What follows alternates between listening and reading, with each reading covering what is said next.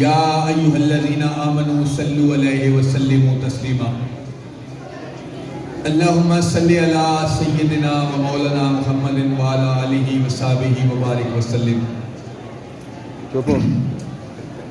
عزیز طلبہ، میں نے صرف 2-3 منٹ آپ کے سامنے گفتگو کرنی ہے، تو اب آپ میری طرف متوجہ ہو کر میری گفتگو سن لیں گے تو بہت قیمتی باتیں آپ کو سننے کا موقع ملے گا، اور اگر ان باتوں پر آپ نے عمل کر لیا تو میں سمجھتا ہوں کہ آپ کی زندگی سنور جائے گی۔ یہ جو چھوٹے بچے بیٹھے ہوئے ہیں جو باتیں کر رہے ہیں، ان کو سر سے میری گزارش ہے کہ ان کو پکڑ کے باہر نکال دیں، انہوں نے سارا ماحول خراب کیا ہوا ہے۔ بیٹا اب جو بات کرے گا ظفر اقبال صاحب پکڑ کر اس کو باہر نکال دیں گے۔ سامعین وقار، اللہ تبارک و تعالیٰ نے قرآن مجید میں ارشاد فرمایا، ان اللہ و ملائکتہ یصلون علی النبی، بے شک میں اور میرے سارے فرشتے نبی پاک صلی اللہ علیہ وسلم پر درود پڑھتے ہیں اور سلام پڑھتے ہیں۔ یا ایھا الذین آمنوا صلوا علیہ وسلموا تسلیما، اے ایمان والو تم بھی میرے محبوب صلی اللہ علیہ وسلم پر درود و سلام پڑھا کرو۔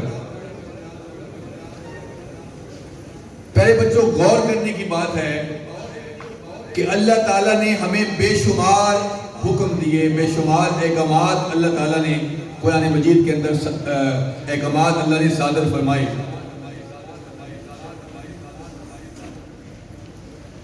اللہ تعالیٰ نے فرمایا ان الصلاۃ،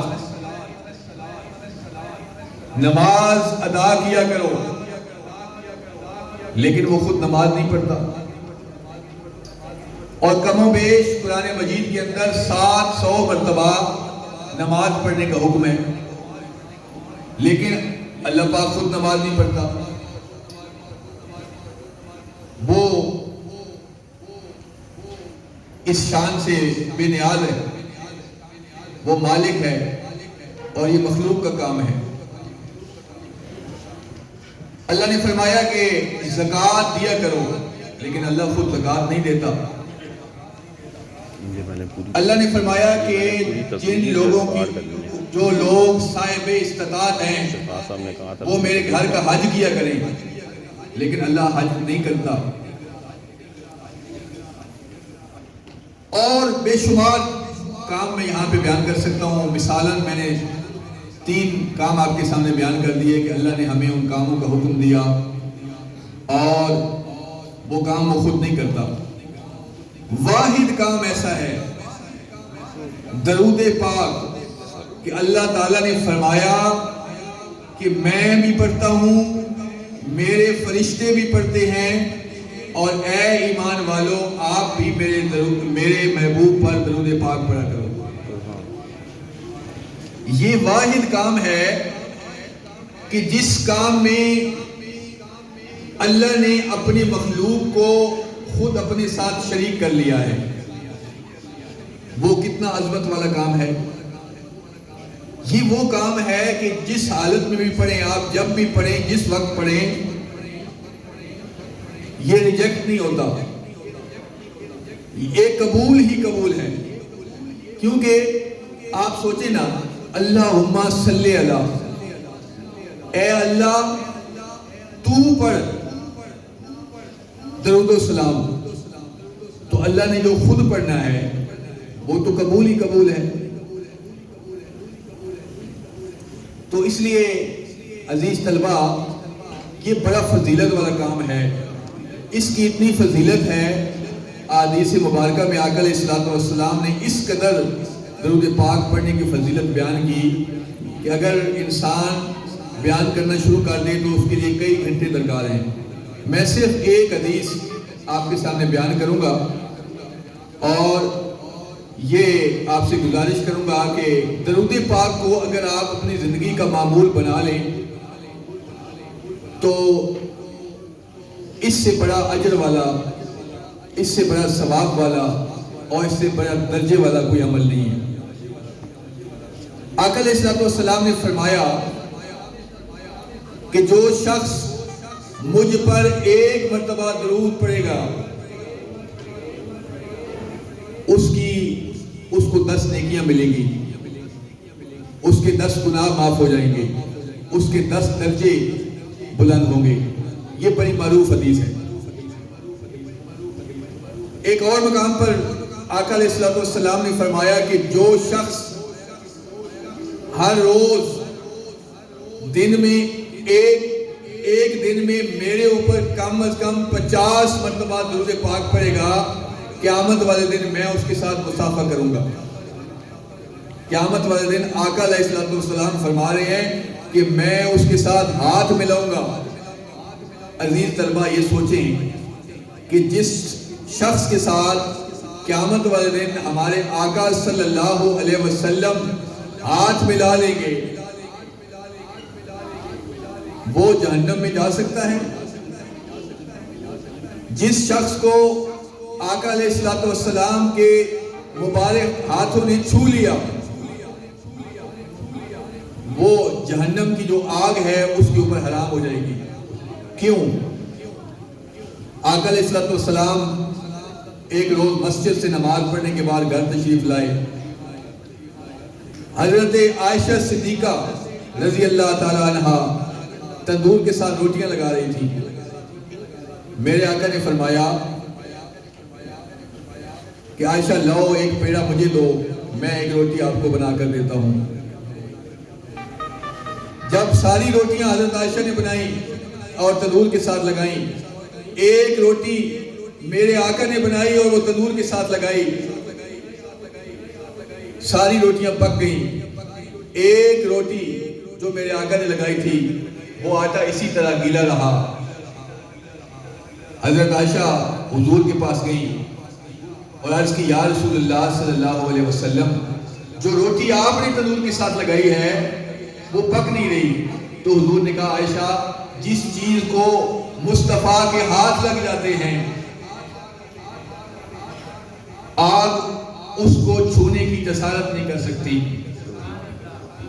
تو اس لیے عزیز طلبہ اپنی زندگی کو درود پاک آقا علیہ السلام اور ان کی آل پر پڑھنے کا معمول بنا لیں، آپ کی زندگی میں برکتیں ہی برکتیں ہوں گی۔ پھر دیکھیں جو آپ کی زندگی کے رکے ہوئے کام ہیں ان میں کس طرح برکت آتی ہے، وہ کس طرح اپنی تکمیل کو پہنچتے ہیں۔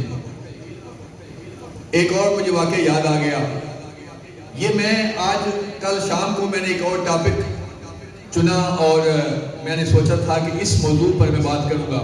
صبح جب ہم سٹاف میں بیٹھے ہوئے تھے تو ہمارے وائس پرنسپل جناب عبد الماجد صاحب نے یہاں پر درود السلام کے حوالے سے انہوں نے گفتگو کی، وہاں پہ اور دوست بھی بیٹھے ہوئے تھے، تو میں نے کہا کہ میں بھی آج درود السلام کی فضیلت پر بات کروں گا۔ ایک صحابی تھے